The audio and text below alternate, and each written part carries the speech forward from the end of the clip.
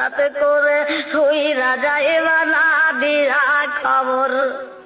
অসিনপুর ঠিকানা তোমার যাইবা অসিনপুরে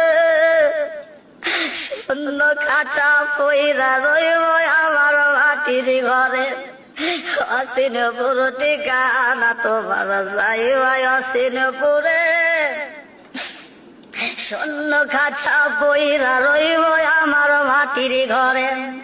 আমি মিশে কেনে যতন কইরা সাজাইলাম বাসর